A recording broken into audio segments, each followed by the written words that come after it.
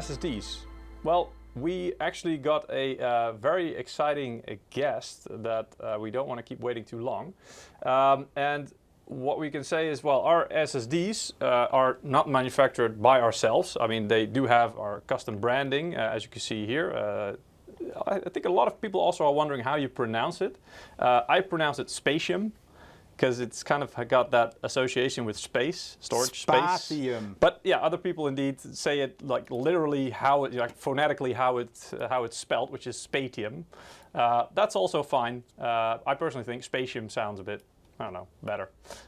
Anyway, that's the MSI brand for it. But these SSDs are built by another company, and they are called Phison. And in the SSD world, and well, the tech world, let's say in general, they're quite well known.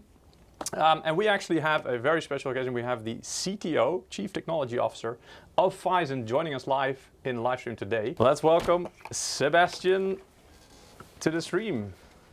Hello, Sebastian. Hi, it's a pleasure to be here. 7 a.m. where I'm at, which is in Washington State, in the United States.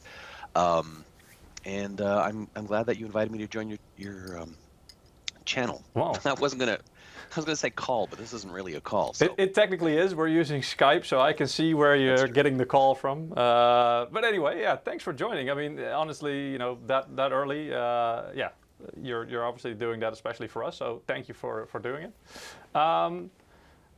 Yeah, can you tell us a little bit about, I mean, I already told everybody you're the CTO, but can you tell us a little bit about yourself? Who are you? What you do exactly within Phison? And maybe even a bit about, you know, your history, what you did before your current position?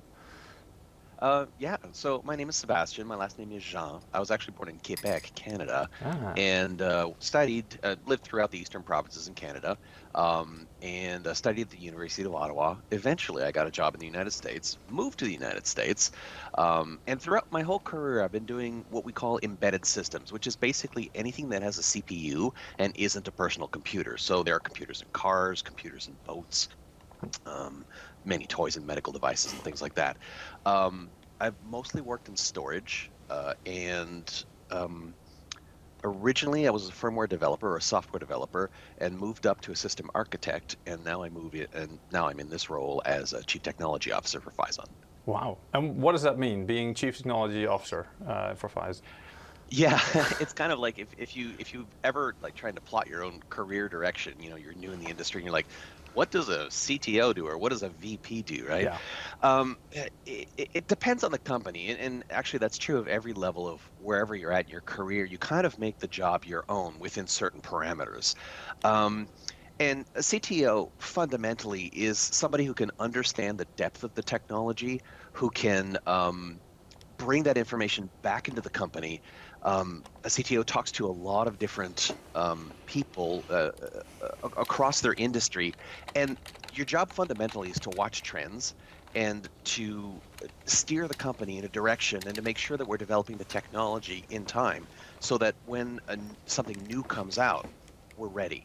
Because showing up with your product, you know, 6 years later is nice, but you know, you're going to miss all of that early excitement when the technology just pops up onto the scene, which is something that we'll talk about later with Gen4 and Gen5 PCIe SSDs. And a lot of people, I mean, even though we know that early adopters, you know, they're a relatively small group compared to the full market, but usually what you see is the first companies that come out with the right products at the right time, that the brand name sticks to the product or the category as well, right? That's people associate with it. So.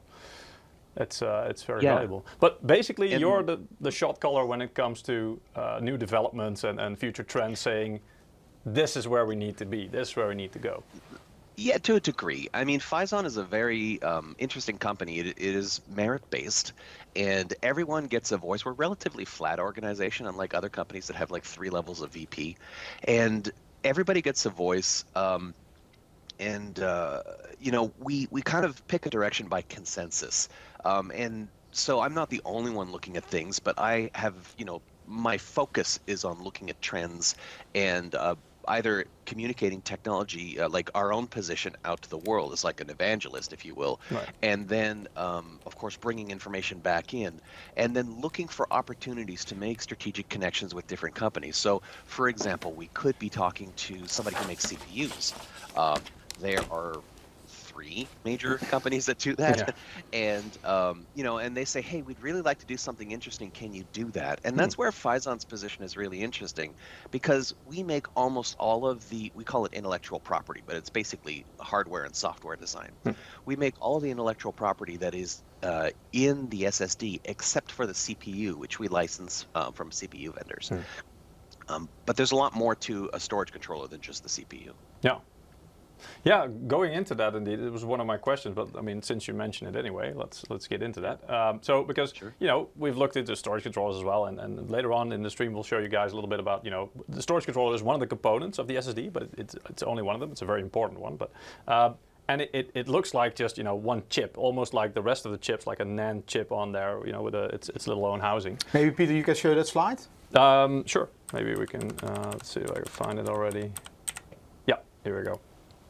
So here you guys can see the SSD is made up basically almost always out of 3 major parts: the controller, the cache, which is very fast memory, and the 3D NAND flash itself, which is where all of it is basically stored, all of the data. So yeah, and the controller is the bit we're talking about now. And as you can see, it basically just looks like, well, maybe like a little processor, right? Like in this case, it looks a little bit shiny in the picture, but it probably doesn't look like that in real life. No, well, this is a different one from the one we're going to have a look at, indeed. But yeah, the one that we have, it looks kind of like it's got like a little polymer casing as well, or like look to it. What can you tell us about the controller and what it's made out of? And Sure. Well, so an SSD controller has a couple components to it. The first one is a processing element. We typically use ARM R5 cores, and there are many cores available from ARM. What we found is that with SSD, an SSD fundamentally is a pipeline processing unit, which means that it's like an assembly line. When you receive a command, you first have to decode it, understand what it is, and then you start to make decisions. And each part of the assembly line looks at the command for a very short period of time, fractional microseconds. And there's probably, depending on the number of NAND die you have in the SSD, there's anywhere from 20 to, as high as 300 or 400 points of parallelism. So when you get to really advanced enterprise drives, you need deep queues to keep them fully busy to realize that 1, 2, or 3 million IOP potential. So there's there's a CPU processor. Then we have an ECC engine, which is used for correcting errors that happen on the NAND, which is sort of a natural property of the media. It's affected by heat and by time, and bits start to flip. So we have a very strong ECC engine to fix it. And all SSDs do. That's a fundamental requirement. So the ECC is not on the flash memory? The ECC bits that was encoded and attached to the data are on the flash memory, but the flash in and of itself does not have the ability to process that. That would make the flash too expensive. Okay. So instead, the ECC unit is built into the storage controller. The storage controller has SRAM, 1 or more CPU microcores, and accelerators like ECC, cryptography, and other things along those lines. Right. All of that is typically built on one silicon die, and in the case of standard SSDs, what you have within the graphite package is that silicon die, the substrate, which looks like a little thin mini PCB, and all the little bumps that come out that get soldered down onto the motherboard. Right. Okay. And you were talking, there are some ARM processors inside. If you upgrade them to faster ones, does it mean that, we're talking consumer grade SSDs, let's be clear about that. Yeah. But does it also, yes, it will cost more, probably. Maybe it will impact the number of layers or something, maybe the TDP. But can it also improve performance, saying, for example, RAID performance or throughput performance? Not really. So if we were to replace all of our R5s, for example, with something substantially larger, it wouldn't necessarily have any impact on the performance at all. The larger cores have larger silicon area, which makes the chip more expensive, which makes the SSD more expensive. But fundamentally, it's a balance between your processing elements and your I don't know how to say this. It's a balancing act. So you can make an SSD with 4 very large cores, or you can make an SSD with a number of instead of 4 cores, you have 20 cores. Yeah. The advantage of having multiple processors in an SSD is that you're not using time to essentially. You don't run each process with its own little sliver of time and do a lot of scheduling, which is fine for a CPU on a PC, but on an SSD, that's wasted overhead. So instead what we do is, going back to what I was saying earlier, we have multiple points of parallelism. So we have 20 cores, each doing one little job, moving the work of servicing the command forward. Right. So it's the whole design that's kind of, as you can say, balanced as it is. Yeah. Yeah, it's a trade-off. And the controller, we're now today we're talking about one of our flagships models, which is talk about PCIe Express Gen5 going to 7 gigabits per second. Your controller probably is made on like 14 nanometer or 12 or something. If I'm not mistaken.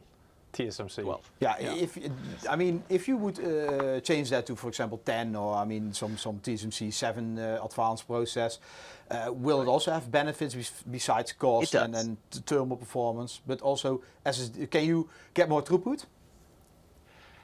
Yes and no. Fundamentally, an SSD controller is made to a specific bandwidth target and a certain IOPS target. So, some of our medium-level cores controllers might be designed for 5 gigabytes per second, and then the more advanced ones are designed for 7 gigabytes per second. Everything needs to be unbalanced. Process nodes. Switching process nodes, it does a couple things for you. One, yes, the chip gets smaller, but we don't have a size constraint in this particular situation. It does allow you to clock the frequency, the internal frequencies a little bit faster, but we don't need to go faster to meet the current performance nodes. And it does reduce your leakage, which is something that all silicon transistors leak a little bit of current, even when they're not toggling. So going to a smaller process node helps that considerably. Yeah. But the converse of that is if you jump on the latest process node and you don't need it, all that you're really doing is buying cost, which makes your SSD more expensive for no benefit. And that's sort of like if you're making a CPU, something that's huge, that's running at like 2 gigahertz, yes, you need the latest process node. If you're making an SSD controller and you attack the problem through parallelism and you slow down your frequency, then it's not really about process node, it's about the design. And switching prematurely to process nodes sometimes is a band-aid. In other words, a company may choose to jump forward just so they can clock the same design faster and not, advance their technology. Right. At Phison, what we do is try to find a balance so that we're delivering the best technology at a reasonable price. Okay. So this also means you need to co-work a lot with partners because you have probably the technology roadmap from SIG, the Special Interest Group for PCIe Express. To have something on time for that, you need to have the platforms like the motherboards, the chipsets, the CPUs. We can deliver the signal. Is flash also a factor in this? Does it need to be faster? Absolutely. Okay. Yes. So the way that you make SSDs cheaper is that you pack more bits, and that's why we went from 2D to 3D NAND. You pack more bits in the same little square of silicon. Fundamentally, a wafer has a fixed cost, and the more units or the more chips that you can pack into that wafer before you slice it and package it into the graphite thing that we think of as chips, the lower the cost comes down. Yeah. So SSD dies have gone from a density of 64 gigabits up to now 1 terabit, and they'll go up to 2 terabits as well. Yeah. But the size of the silicon die is, it changes, but it's roughly the same, just a little tiny rectangle, the size of your little fingernail kind of thing. Yeah, okay. There's a question in the chat. A lot of people positive commenting. Phison, yes. Phison is the best after all. Phison is the best after all. But there's indeed one guy who has a very specific question. Have there been any mentions of DDR5, DDR4 memory affecting the speed of M.2 SSDs? If you had DDR5 memory on the SSD, would it help No, actually, because the SSD tries very hard not to use DDR memory, even on SSDs that we have both DRAM and DRAM-less models. Yeah. The fast path doesn't actually go through the DDR, it goes through the SRAM and then the data path. The DDR is used for logical to physical address translation.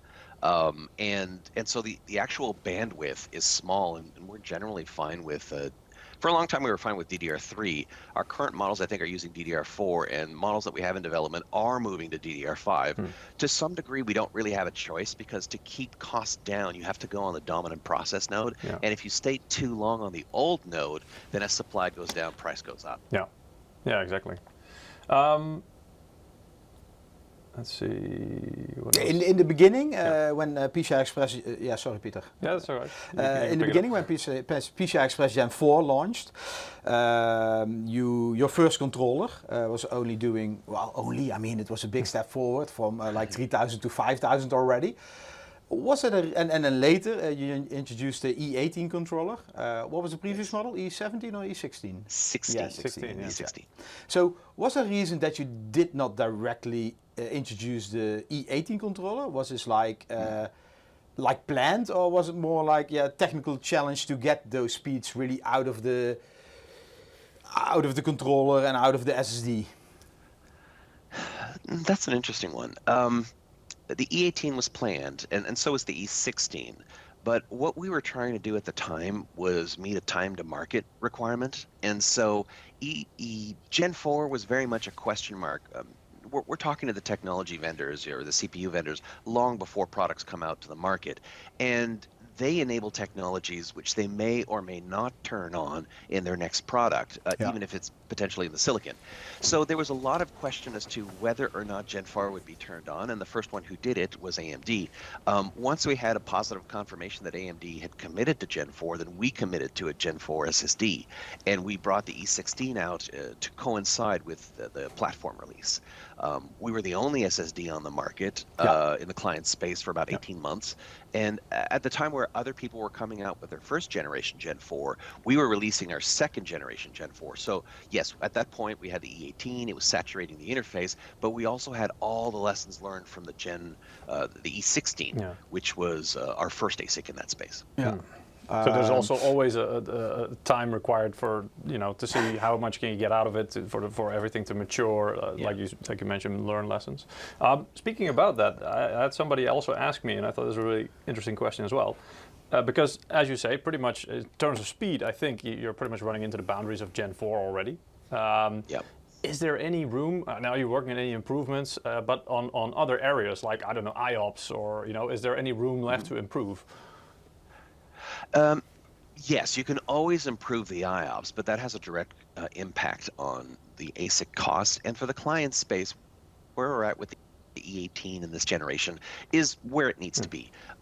We could double it, but I'm not sure platforms could take advantage of it. I actually forgot. Would you mind asking your question again? I feel like I started sidetracking it. No, that's fine. But what the question was, how much space is there in Gen 4 left? I mean, because we've seen the speeds, and that's pretty much approaching or at the limit of the speed, the raw speed of what it can do. But are there other ways to optimize and maybe still get more out of Gen 4 so actually, before we move on to Pieter is Gen 5 asking, already? will there be an E19 for Gen 4? Well, not just E19. There is an E19. But no, there is an E19, but it is targeting the DRAM segment. And so there are two segments in the SSD space. There's the DRAM and DRAM list. DRAM list tends to be value, and DRAM tends to be the performance segment, which is where gamers would be more interested. Pieter, I think you also have a slide with that talking about our... which one was that? We only have with DRAM. No, anyway. Let me answer the first question. Is there going to be like an E18++ super turbo? And the short answer is no. That one is saturated what's possible with the technology.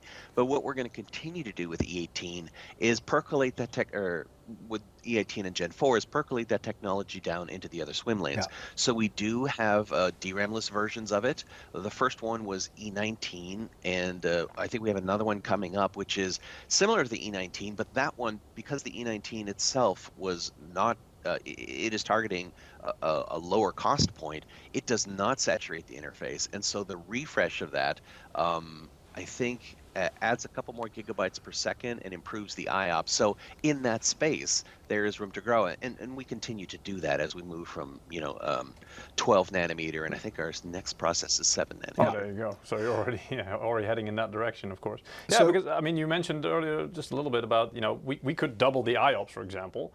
Now, to me, that sounds like, wow, that's you say it like, well, we could, we just chose not to. Does that, would that massively increase cost? Or because you also mentioned, like, I think the current architecture can't really make use of that. Is that because, for example, things like direct storage, which is coming up, which could potentially use that more, or?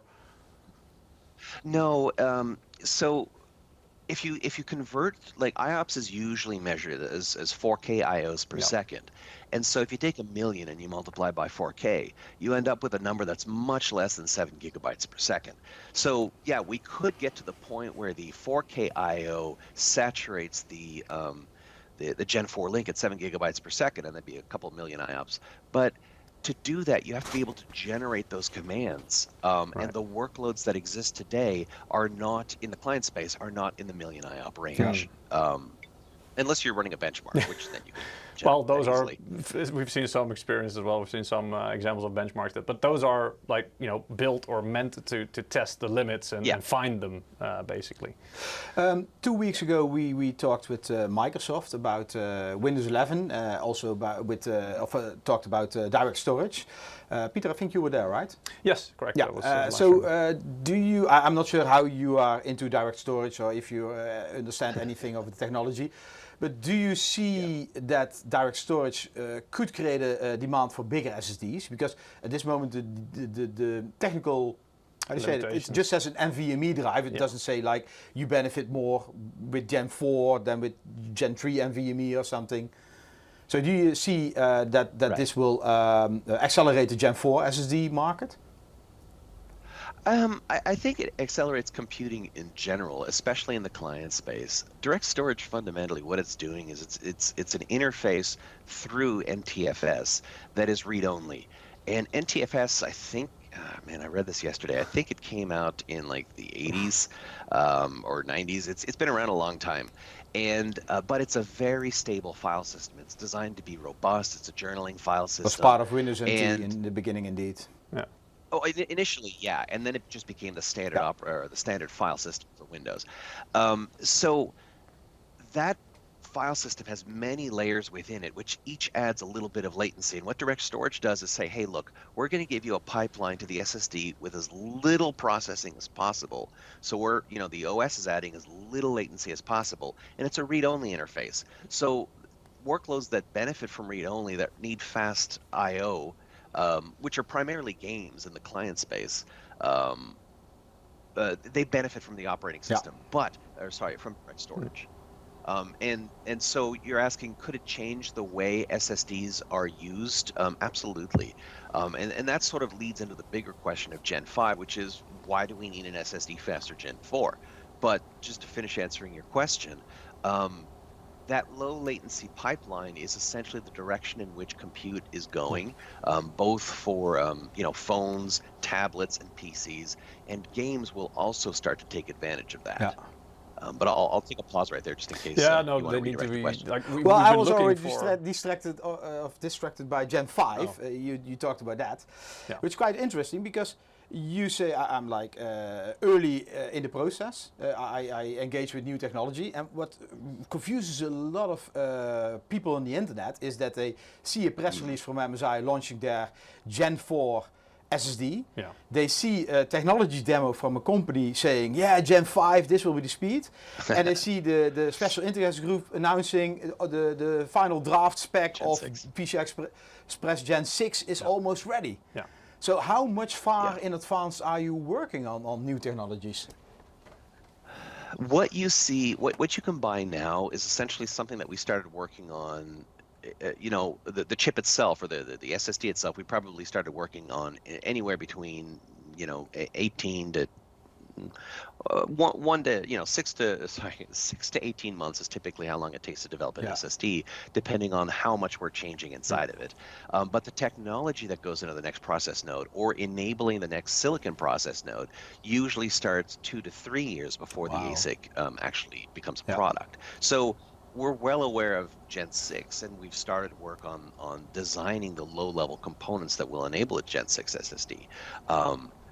But what's interesting is, the Gen 1 PCIe, it came out in the 80s, and The funny thing is, I looked all this up, because I was like, when did PCIe come out? And that was like 3 weeks ago, and I've half forgotten it because I've had a million conversations since then. But maybe I'll just stick to the general, which is PCIe Gen 1, Gen 2, and Gen 3 were about 3 to 4 years apart. Then there was a long gap before Gen 4 came about, and that was fundamentally because there was no need for Gen 4. What initially pushed the approach of Gen 4 is when GPUs started to saturate Gen 3. Yeah. But once the Gen 4 genie was let out of the bottle, it was kind of a transition point where people saw where PCIe could go, and that brings us to Gen 5. And Gen 6 pushes us more in that direction. But let me just talk about why Gen 5 is so interesting from a computational perspective, from a computer perspective. It is the first the first bus, and for us that means SSD. So now it means that the SSD at Gen 5x4 is a 14 gigabyte per second product. LP, and I always say LP, DDR4, I wrote this down just to get the numbers right. So DDR4 2133 is approximately 14 gigabytes per second per channel. And a gaming PC has anywhere between 4 to 6 channels. And now with Gen 5x4, we have a 14 gigabyte SSD. Now it's true that there are faster DDR4s, and DDR5 is now available, and the next generation board will have DDR5. But that's not really the point. It's that we can now say SSD storage and DRAM in the same breath, and they operate in the same space. Now, an SSD will never replace DRAM because DRAM is optimized for 64-bit I/O. It's super low latency. But if you look at the SSD from a caching perspective, and you think, well, the CPU is an L1, L2, L3 cache, the SSD now in Gen 5 can operate as an L4 cache at the same speed as DDR, and the caching access rate is typically 4 kilobytes. So now the natural granularity of the SSD aligns with the caching architecture of the CPU, and that's where things will start to change, just the way computers work in general. Yeah, that's amazing. Is your mind blown yet, Eric? Yeah. Well, I mean, just the pace at which things are moving, indeed, is just. If you look at it that way, that is. And are you seeing with future technologies going from Gen 3, Gen 4, Gen 5, Gen 6 maybe, are you also seeing challenges like maybe that the ARM processors are not fast enough, or that the production process is not in line with what you need in order to make it work, or too much heat generation? I mean, these, or maybe one of the things. Maybe phrase it in a different way. What would you say would be the biggest challenges going forward for new products? Well, first I want to make a quick correction. The ARM processors are just fine. It comes down to the SSD architecture itself, and that's our job to make sure that it's balanced and can meet the bandwidth requirements. But the challenge as you go from Gen 4, Gen 5, and eventually Gen 6 is that everything has to run faster. It generates more heat, and that actually is not something that we can have a direct. How can I say this? You're depending on 14 different system. things that are interacting with each other. But the SSD at Gen 5, like the heat that it consumes is proportional to its bandwidth. And yes, going down a process node helps. Reducing the number of backend channels from 8 to 4, which is the trend on the client space, helps. And so we're doing everything that we can to bring that heat down. But as the speed continues to go up with Gen 5 all the way, there'll be a Gen 7 for sure. Our challenge is to manage the heat, but if you look at the bigger question of where PCs are going, there's an understanding that, for example, on the client space, M.2, as it is today, is kind of hitting the limit of where it can go, and the actual interface will become or the connector will become a bottleneck for future speeds. So new connectors are being developed, and they'll be available in the next few years, which greatly increase both the signal integrity and the heat dissipation capability of dissipating the SSD heat through conduction to the motherboard. And so these are coming out to balance. Are those connectors similar like what we now see in the server space already, or is it something totally new what's not announced yet? Well, yeah, it's basically something new. We could, like EDSFF is a standard for servers that is kind of becoming dominant at this point. It's everything's going to switch over to E1 and E3. And E3 SSD or looks a lot like an old HDD. It's roughly the same parameters. And so there will be a convergence of on the enterprise space of everything towards either E1 or E3, and it is very likely that hard drives will eventually adopt an NVMe interface, and be available in the E3 form factor.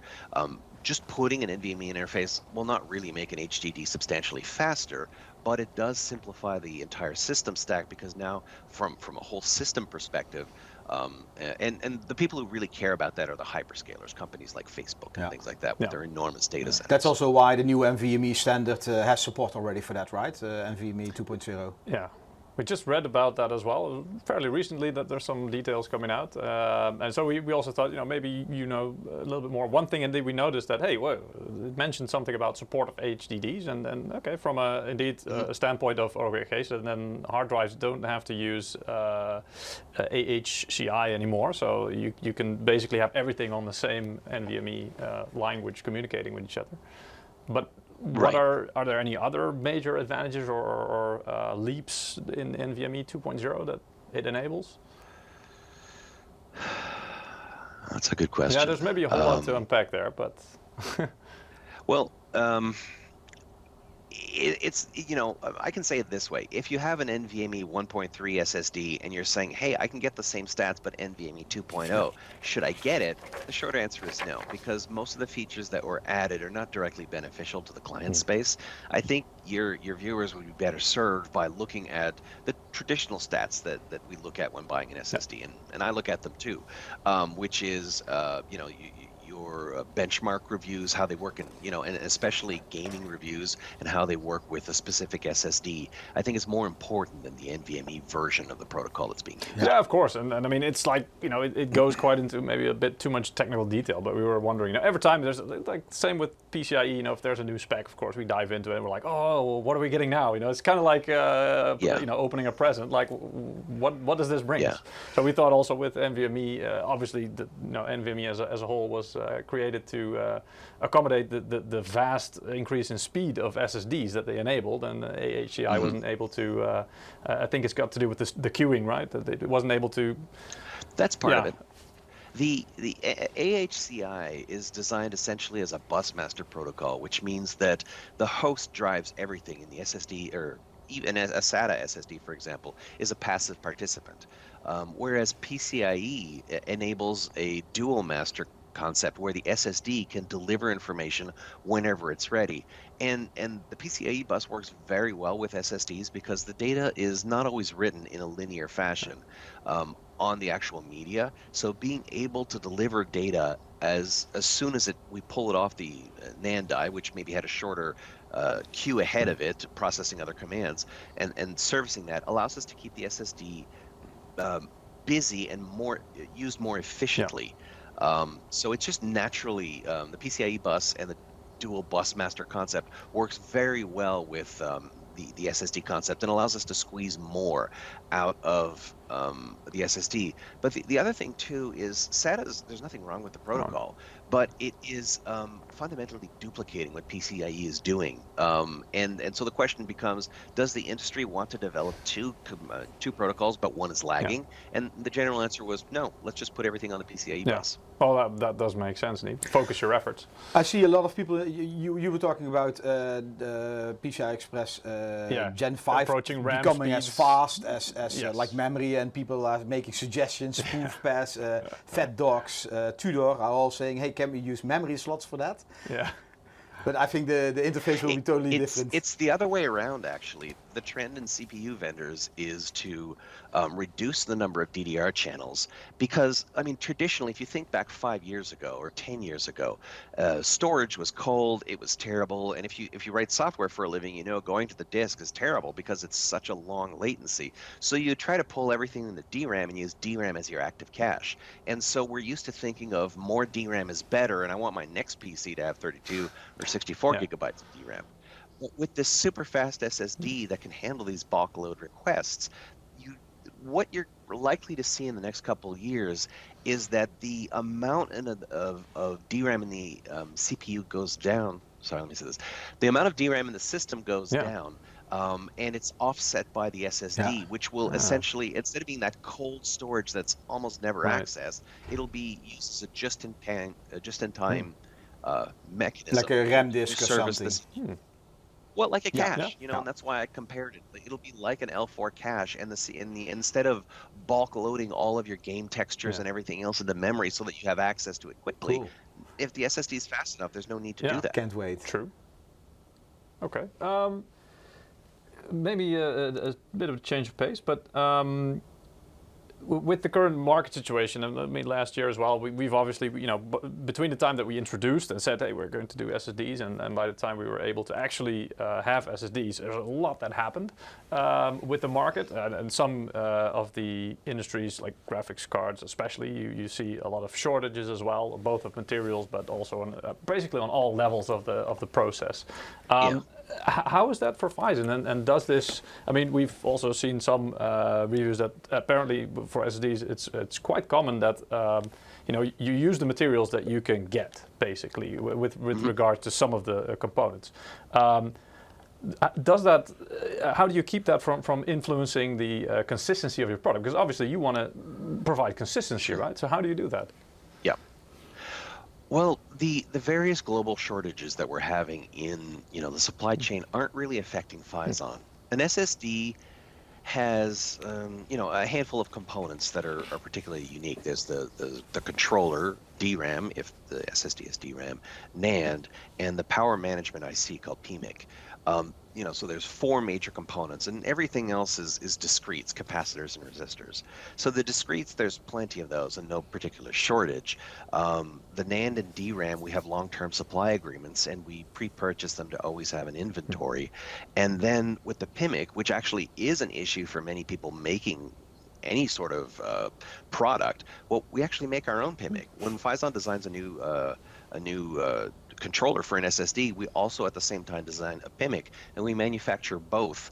And because we have such high volume, we didn't really talk about Phison, but Phison started about 20 years ago, and we were this little company that sort of popularized USB, thumb drives.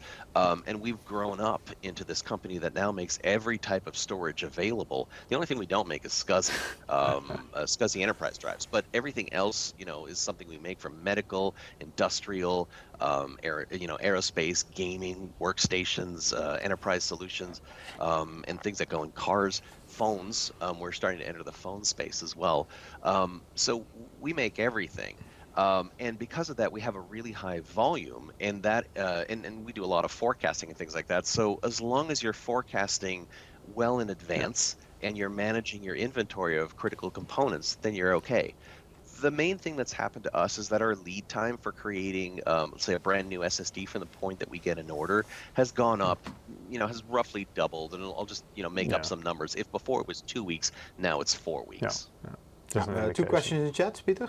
Well, I just wanted to continue about that as well, because, and I had a question in mind, but I just lost it. What was it? Shortages you were talking about? Yeah. No, never mind. You called them out from the chat, sorry. I'll try to remember my question. Deborah Bratta is asking, a bit confused about SSD. SATA interface uses AHCI and NVMe interface uses PCIe. Am I right or wrong? What are they exactly? Are they protocols? Sort of. But they're also not at the same level. So AHCI is something like Application Host Interface Controller. It's actually a very generic term, which just says it's the SATA bus controller. SATA uses the SATA protocol, which is now a serial protocol, very much like PCIe. But the interface that is layered on top of the physical transport layer is old, and it hasn't changed for backward compatibility for very much, hasn't changed significantly in the past 30 years. And yes, there have been improvements. In the 80s, we added native command queuing and things like that, NCQ, which helped not so much hard drives. I mean, they did help hard drives, but they helped SSDs even more. The PCIe bus, it was originally designed as a generic interconnect bus for all the components, and that's why all the cards slot into there. And the SSD can use SATA over PCIe, the SATA or the ATA protocol over PCIe. That's certainly possible, and some of those drives are still around, and we make them. But and you can also use NVMe, of course, over PCIe, and there's PCIe is the only transport for NVMe. But yeah, sorry. Again, I wish I could read the question. I don't have it on any of my Literally, screens. it says basically a bit confused about SSDs. SATA interface uses AHCI, and NVMe interface uses PCIe. Am I right or wrong? Yeah. What are AHCI and PCIe exactly? What are their protocols? But I think comparing AHCI and PCIe is I think you already not a good comparison. You would compare AHCI to the NVMe protocol. Exactly. Those are both the application protocols that write over a physical layer, which is either the SATA physical layer or PCIe. What you see as the connector or the interface, indeed. Yeah. Another very interesting question from Wouter Zelle is asking, will we start seeing active cooling on NVMe? So he wants to see a fan. Oh, yeah. Absolutely. Oh, really? Right now, at the days of an SSD being treated, or a hard drive for that matter, you go back a couple years and you put your SSD or your hard drive, into your case, and it kind of ignored it. You didn't really have to worry about it. But that's when it was running at 1, 2, or 3 gigabytes per second. As we go in the 7, 14, and 28 gigabytes per second going forward, the device will also, there's not a one-to-one relationship, but you can think of it as a 7-watt, 14-watt, and 28-watt device. And once you start to get hot, you have to have a way to pull the heat out of the SSD. Yeah. There's 2 ways to do that. There's the conduction path, which is, believe it or not, the little connector that plugs into the board is a conduction path. Not super efficient, but it's still there. And that weird little screw at the back end that you actually turn into the motherboard, so your inductor doesn't pop out. Yeah. That one represents 70% of the conduction path of the heat of the SSD to the motherboard. So and a couple of years ago, I remember vendors putting nylon screws onto their board, probably as a cost-saving measure. And it turns out that, that's a really bad idea. Well, yeah, you eliminate the conduction path there. The most important physical conduction path. Now, there's also the convection path, which is just the heat emanating from the SSD and heating the air around it. Right now, we generally advise Gen 4 should have a heat sink on it. But if your case has really good airflow, it may not be necessary. But let me say it differently. You need more cooling when suddenly you benchmark your SSD and the performance is like 7 gigabytes per second and then 500 megabytes per second. You're like, what happened? It probably went into thermal throttling, and you need to have more cooling. Right. And you say basically it's inevitable going forwards with faster speeds and stuff like that. It's going to happen. You are going to need more beefy cooling because there's no way that we can keep the power requirements down as much. Like you mentioned earlier, maybe switching to a smaller node, it helps a bit, but you can't eliminate or fully, not eliminate the increase. It's like GPUs or CPUs in the 80s, if you remember building your own PC in that time frame. I remember when I built my PC in like the early 80s, and it had this little weird aluminum block on it and a fan. And at the time, I was new to technology, and I didn't understand what it did, but I knew it was for cooling. Well, now we have monster gaming coolers that are this huge aluminum or copper bricks with giant 120-centimeter fans. Liquid. And the GPUs went from 0 heatsink to these things that have heat pipes and fans, and the SSD will take longer to get there, but I would expect to see definitely heat sinks for Gen 5 is going to be a must, and as long as you have moderate airflow through your case that's hitting the SSD, you should be okay. But eventually we'll need to have a fan that's pushing air right over the heatsink. Right. And it also depends on what the SSD is doing. Most of the cases where we see, we've also done tests, and you can get pretty much any SSD to throttle, especially if it doesn't have cooling. But writing, I think, continuous writing is the thing that will heat it up the most. It's actually the read. So between read and write, read burns a little bit more power because to get good write bandwidth from an SSD, you need a lot of NAND die. So you're talking about 2 terabytes, 4 terabytes kind of thing to really saturate the write speed of the SSD. And I'd have to check to see what our E18 model does with 1 terabyte. I think it's just a little bit less than maximum interface bandwidth. Not a huge difference. Yeah, I mean, you're pretty close to the max at 1 terabyte. But if you're looking at the lower densities, like 512 gigabyte or 256, then no, you don't have enough NAND die to saturate the right bandwidth of the bus or the right bandwidth of the controller. It's NAND limited. But I keep losing my train of thought. It's okay. It's early. It's early. Yeah. No, so it's about cooling and yeah. I should write these questions down when Don't they're asked. worry about it. But so basically, it comes down to cooling is becoming more important, and it will come.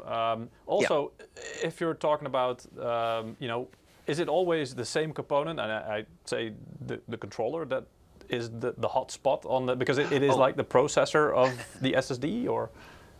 Yeah, it is. And so you were saying, is the write flow or the read flow faster? Yeah, and basically, you need less NAND die. Like a lower density SSD can saturate the PCIe interface. And when you're looking at what's actually going down, because the read speed of the NAND is much faster. Like reading NAND would be 27 milliseconds per read, microseconds per read, and a write can be all the way up to 2 milliseconds per write. So, it's much easier to get the saturation on the read. Yeah, exactly, because it's doing all the commands faster, Yeah. But if you look at what's going on within an SSD, let's say that NAND had infinite speed, that when you're going through the controller, we attach up to a kilobyte of ECC to each 4K of data that's written. And so the generation of the ECC is a constant time process, which is relatively fast. The decoding is a variable time, and it's based on LDPC algorithm. But it's variable time, and it requires substantially more compute.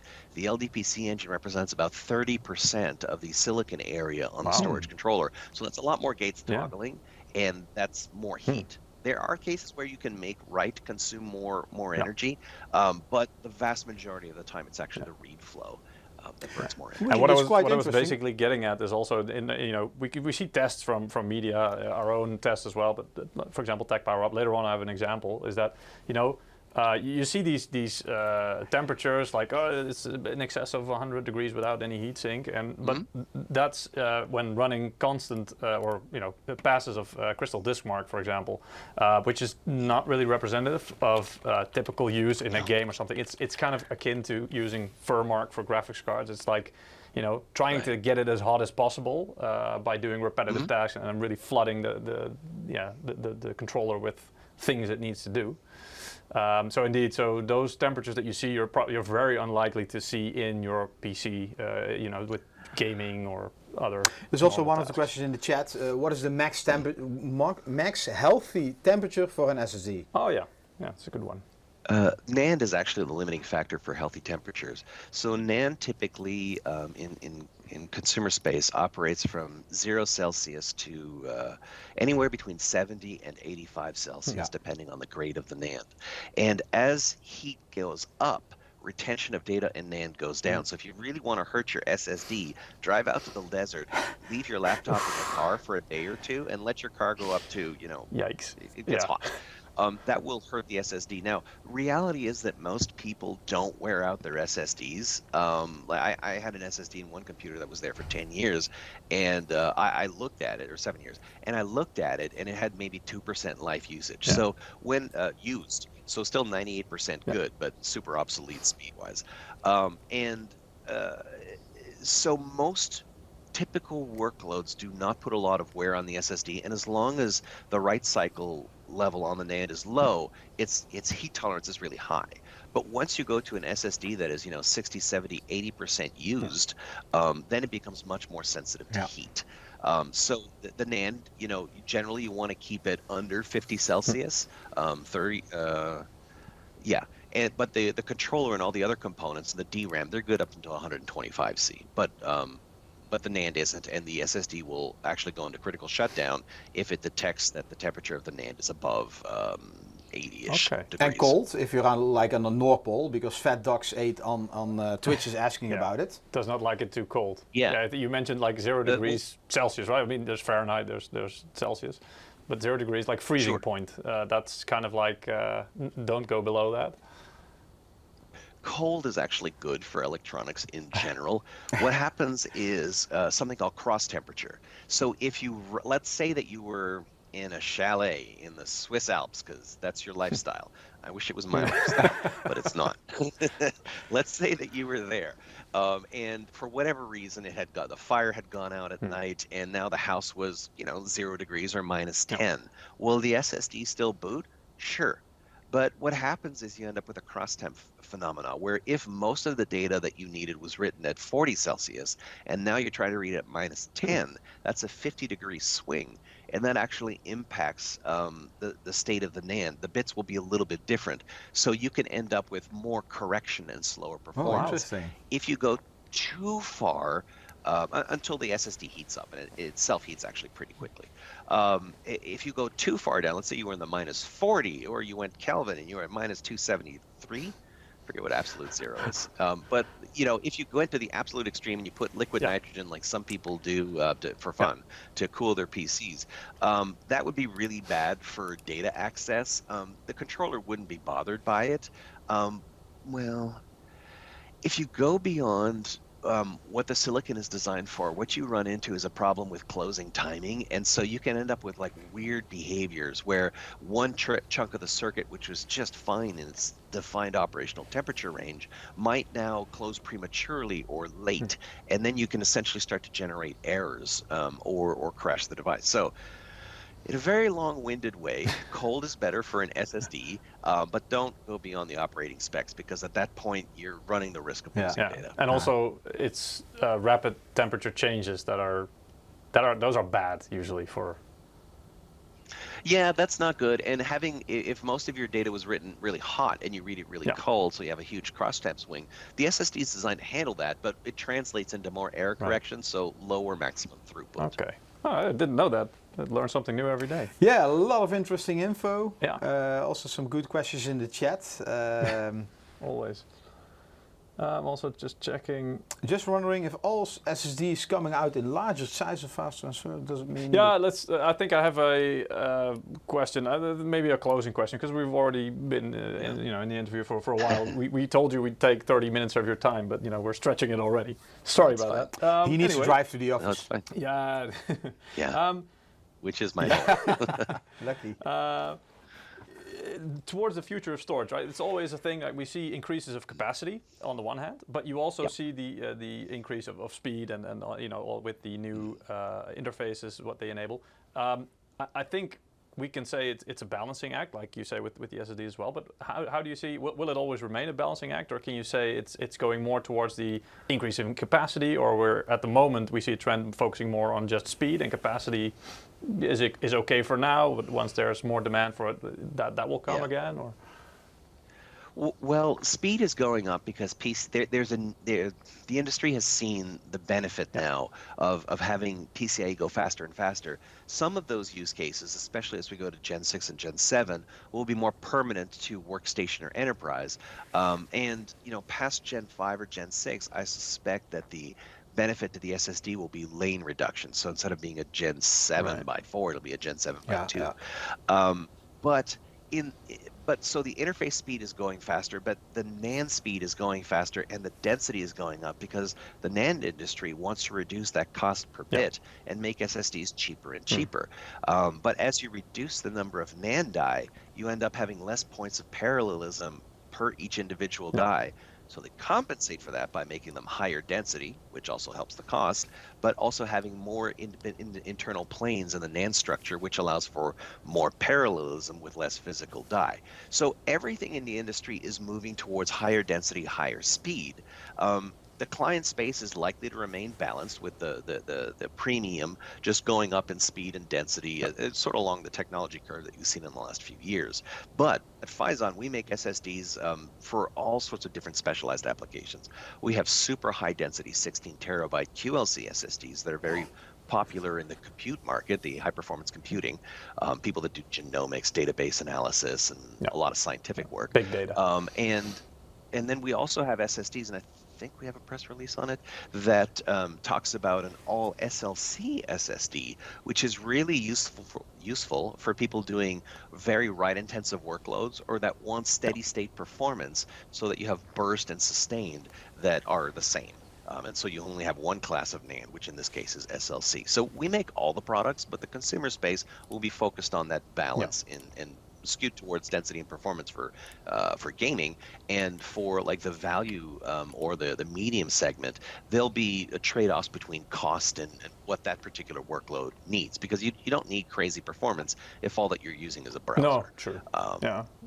Or in with games, with direct storage, hopefully that should change. It will help speed things along, but indeed in the current market, sometimes even the speed difference between a SATA SSD and a Gen4 M.2 are hard to find if you don't look into specific timing and measure it, because it's just the immediate access of the data that's the biggest difference already with traditional hard drives. But indeed, because just to reiterate then, do you think that the capacity, so because at the moment I think most of the SSDs are using a lot of, the balance that the market has settled on, it seems like is TLC, right? TLC memory mostly, with, for example, with a cache of SLC usually in this case. But in terms of, for example, the TLC, if you want more capacity within those same physical die sizes, you have to go to QLC already, so because you're just stacking. Oh no, we can make TLC SSDs in M.2 format up to 8 terabytes right now, and in U.2 format 16 terabytes. But a 16 terabyte SSD is quite expensive. I can imagine that. If you're a corporation buying SSDs that cost $800, it's the cost of doing business. If you're building a PC in your house and you just bought an expensive CPU, motherboard, and GPU, unless you can come up with a good justification for yourself, you're not going to be super excited about buying, an $800 or a $1,600 SSD. Right. But for people who do have the need, and there are, and that's why we make them. We wouldn't make them if they didn't sell. For people that do have the need, they say, ouch, that hurts, but I really need a high-end GPU to play these games and, do what I'm going to do. And for different applications that you do with your home PC, depending on what you do, it might really make sense to have that super high density. On my side, when I built home PCs, I would for a long time get the biggest SSD that I could afford and offset that with a 1 or 2 terabyte hard drive.